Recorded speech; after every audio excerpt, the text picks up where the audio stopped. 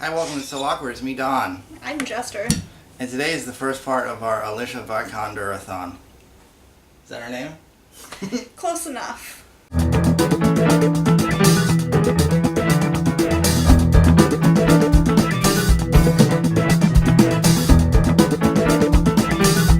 You're watching So Awkward. This is Freddy Krueger saying hi. So we saw the new Jason Bourne movie, and she instantly became our favorite actress. Yep. She was amazing. A great actress.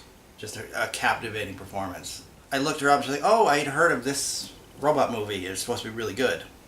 So I said, oh, we should check this out. And then you said, we should just watch everything she's done and review it. Yep. We're going to try. Sorry. Long story short, this movie was great. I think this is a fantastic movie. It was brilliant. This came out a year or 2 years ago. Yeah. There's probably going to be spoilers. But yeah, bottom line, we should just say this is going to be a review with spoilers. yeah, this won't even be a review. This is a We're just discussion. going to talk. But see it. Yeah. Brilliant science fiction movie. One of the best and most thoughtful science fiction movies I've ever seen. Alicia was brilliant. She's the best actress I've ever seen. Great performance. Everybody, it was basically 3 actors. Her, that guy Poe Dameron from Star Wars, Oscar Isaacs I think is his name. Mm-hmm. He was amazing.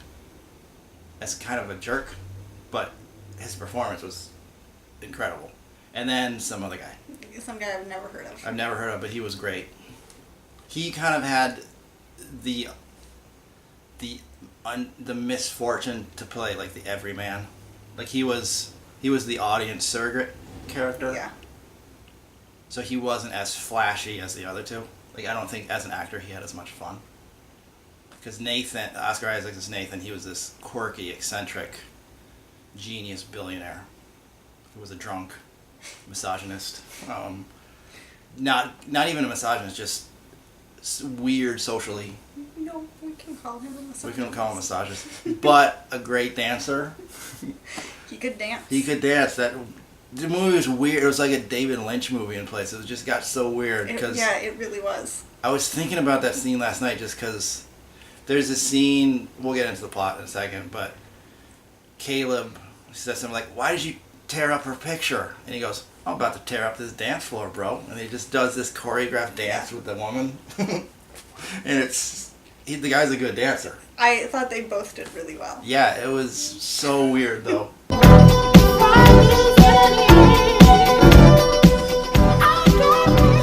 Great. And what was her name? Yeah, so I guess there were 4 actors. I apologize. Kyoko? Yeah, Kyoko. She played the servant who didn't even speak English. Right. So you kind of forget she was there. But that was... I think it takes talent to also be just there. Do you know what I'm saying? Like Absolutely. She was great. Did she ever say one word? I don't think so. I don't think so.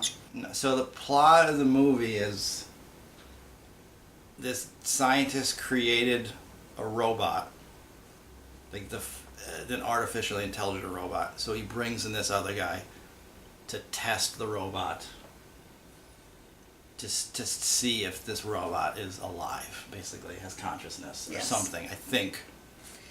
To see if it passes the Turing test. Which I don't think is actually what the Turing test is. The Turing test is if you are talking to a computer, but it tricks if you think it's a human. But they kind of address that, because even like Caleb, the character, he said, well, this isn't really the Turing test, because I already know it's a machine. And the guy goes, no, that's why this is like a super test, because you know it's a machine, but if you can still think it's not a machine. So the format of the movie is Caleb basically is interviewing Ava, the robot character, for some reason. It's never really made clear, like what Nathan wants him to find out. Did you like Caleb or Nathan? Or even Ava? Did you like the characters? I did. I liked them to the extent I thought they were all incredibly believable, consistent characters. Like like Nathan. When you first meet Nathan, he's weird, but there's like he's brilliant, and he's quirky and funny. As the movie progresses, you learn that his motivations are kind of sinister, and he's kind of an asshole. But I liked him at first. But even when you learn that he's really kind of a shit, who is an abhorrent character who's using all these characters, and he's borderline abusive. The Oscar Isaac is such a good actor. Caleb, I think they tried to make him annoying. Not annoying. Like, he's a likable character, but he's very arrogant and a pretentious character. But you kind of get the sense that he's so unsure of himself and insecure that he wants everybody to think he's smart. Does that make sense? But I think that was deliberate. Yeah, he keeps, like, quoting things, and Nathan at one point goes, "There you go with the quotes again. Like, you're good at that." And Caleb says something like, "Well, I didn't come up with that. That's a quote from this person." And Nathan's like, "Yeah, I know." Because like even as the movie progresses, you can see Nathan hating Caleb. Yes. But also you can see Caleb hating Nathan. Right. Because they're the only two humans in this compound, aside from this woman who doesn't speak, like this Asian servant who really shows up midway through the movie. Who is not human. Who is not human. She's a robot too. Spoiler. So the very first thought I have here on my phone is Nathan and Caleb are boring. They're predictable, uninteresting characters. See, I disagree. I hated them from the second I saw them. Caleb I never really liked. When it was Caleb and Ava, it was great because Alicia Vikander is a great actress and the dynamic between them was so interesting. But in the few scenes where it was just Caleb by himself, he's boring. But I liked Nathan as a character. I didn't find him predictable. I never knew what he was going to do. You did not predict that he was going to tear up the dance floor. No, I didn't. Oh, come on, Caleb! I think it's intentional, but God, he's a terrible liar. If you were saying any of the things that he said to Nathan to me, I wouldn't have even been able to pretend like I believed him. I just did not like him. I really like the scene where, because he's interviewing Ava, but then there was one scene where he goes into the session. She says, "Well, I'm going to interview you now," and so she asks him all these probing, difficult questions, and I thought like that was where Caleb was interesting. Maybe it was just the actor's performance because he did such a good job at being uncomfortable and not wanting to talk about himself. Like that was a scene where Caleb was more vulnerable and he felt more like he was off guard. So I liked that scene the best for Caleb. And the guy's Irish, right? I don't know. I looked up the actor afterwards. He fooled me. Like that was a flawless American accent. There is something lovely about being in a film, and the questions you're asking yourself every day are the questions that suddenly are being asked on the front page of a newspaper. What about her accent? She does have this is the same accent from Jason Bourne, right? Is it? I don't know. I didn't think so. It was definitely some kind of accent. Hello, Caleb. Do you have a name? Yes. Ava. I thought her accent came through more in the Jason Bourne movie than it did here. I thought her voice, her voice was deeper in the Jason Bourne movie, right? Like this one, she was more feminine. Like she was playing it like as more feminine, where she played the Maybe Jason we should Bourne talk character. about that. Does this movie have a woman problem? No, because there's no women in the movie. What do you mean woman problem? Why is the robot given a gender? Because Nathan wants to fuck it. Pardon my language. Trying to find a friend. Everybody's busy. It's because Nathan views women as inferior to men, so he makes this machine in the likeness of a woman. That would be my theory. Okay. I think Nathan does it because he wants to have sex with them. Isn't that what I just said? Yeah. And I didn't say you were wrong. Because he has sex with them, I believe. I don't know if he has sex with Ava. But I'm not necessarily speaking from Nathan's point of view. I'm asking you... Would I have sex with a robot? No. Spoiler warning. Maybe. Not necessarily from Nathan's point of view, who created Ava. Was it actually done correctly? Like, where does gender live in someone's body? Is it physical, or did he create it in Ava's brain? I don't know. He talks about how she has a vagina. Right. What he would describe as, she has a hole where her legs meet and there are sensors there that give her pleasure. Right. I believe that's almost an exact quote. Yeah. And there is a conversation, like Caleb says something about how, well, you programmed her to be a woman. And he said, well, you were programmed to be a man. And he said, nobody programmed me. And he said, yeah. Like, he said, either because you were born that way or something, but we are who we are from programming. I mean, I don't really remember the entire conversation. That's basically it. It was, I mean, the movie was two very smart people having very smart conversations. And I think they raised a lot of interesting questions. I don't know if they answered anything. I don't know if they answered anything. But that's okay. I mean, I think this wasn't so much even a movie about science as it was about, like, metaphysics and psychology. Like, there was the scene where Nathan shows Caleb the brain. It's like, this is her brain. And I used a search engine. It's like gobbledygook science. Mm-hmm. So all this stuff, like, about science was kind of gobbledygook. But all this stuff, like, when it was just them having these philosophical conversations, it was interesting. Like, how do you design a computer to think it's male or female? Right. I think that would probably be impossible. But I think Ava was smart enough that she chose...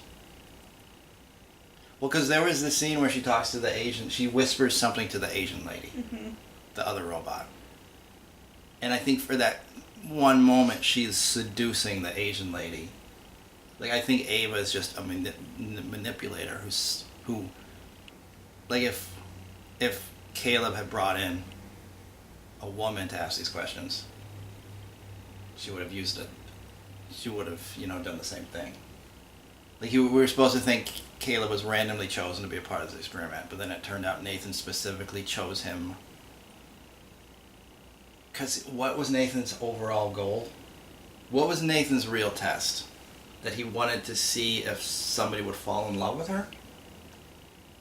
To the point that he would betray Nathan? Like, did Nathan know? There was a little too... Like, at the end, I loved this movie. It was brilliant. But there was a little too much of A, B, C, D happens. And Nathan... Like, I predicted that. Like, that was all part of my plan. And then Nathan's plans get totally fucked up. Right. Which is great. But the last, 10 minutes of the movie, I was just like... I don't know if I breathed. Like, I was on the edge of my seat. I was predicting that the Asian woman was AI. Right. That was... But first, before that, I just texted you and I said, she totally knows what's going on. And then there was a scene after that and I went, no, she's AI.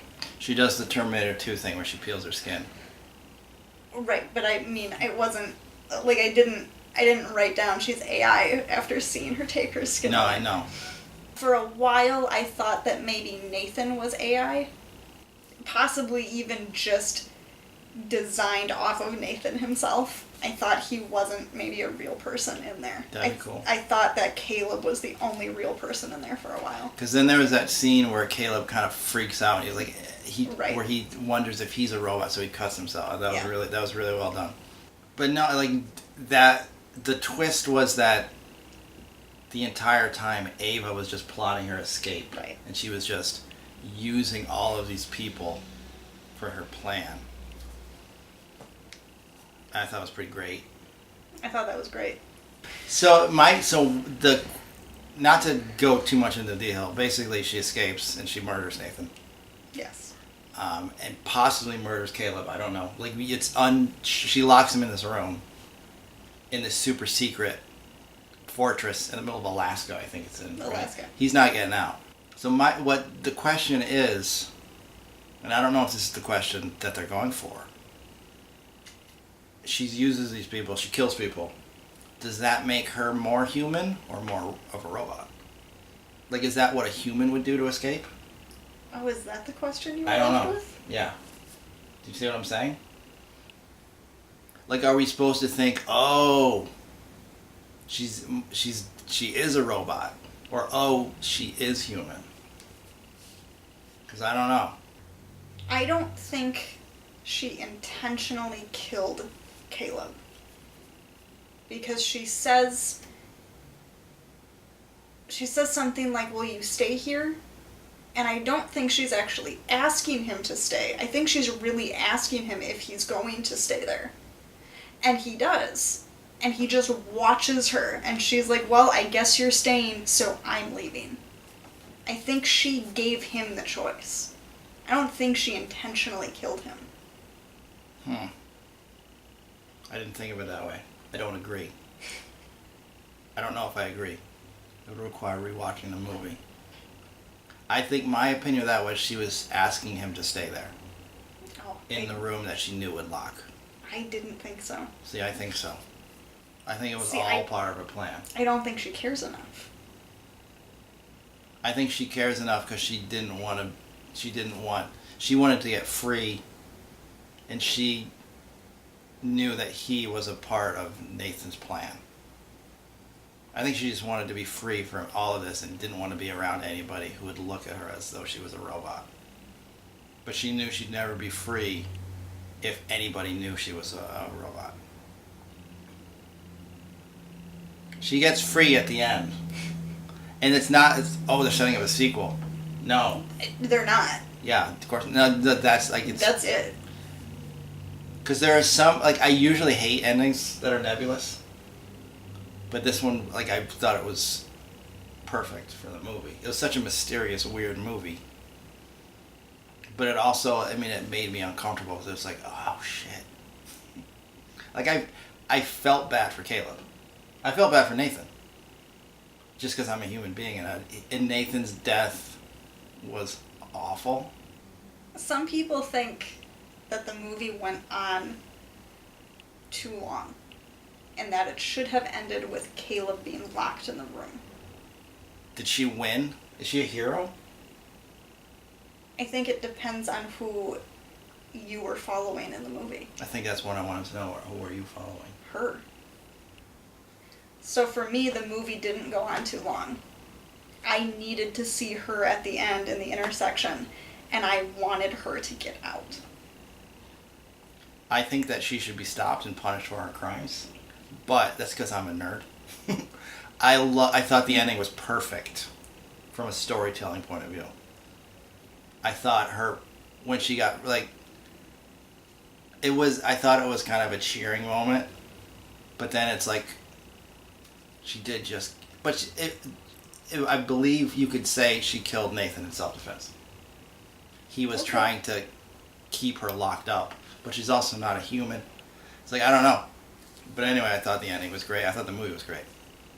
Go watch it, in case we run out of batteries. Like I also said, I hope she leaves him there. Caleb? I don't know if I feel sorry for Caleb or not. He was... Because when they had that first scene where the cameras go down, because there's this plot conceit about the cameras going down due to these power outages, and she says, "Don't trust him." Right? Right. That's the first thing. I asked myself, if I had been Caleb, I think I would have said, "Hey, your robot told me not to trust you." You would have? I might have. I wouldn't have. See, I don't know. I think that I would be like, I was hired to ask this robot questions. Hey, this robot's acting creepy. But I also want to have sex with it because she's gorgeous. Like, the whole, like, he falls in love with her. And it's so well, I mean, they cast her perfectly, because I don't think there's anybody who watched this movie who didn't fall in love with her. Right? I think that was also the point of the movie. Like, will the audience fall in love with this robot? And will the audience forgive her when she murders people? The answer is yes. Yeah. So the movie itself was kind of the Turing test. Go see it. I guess you can't go see it. Stay home and see it. Netflix Stay home and see it. I think I watched it on... No, it's on Amazon Prime. It's on Prime. What will happen to me if I fail your test?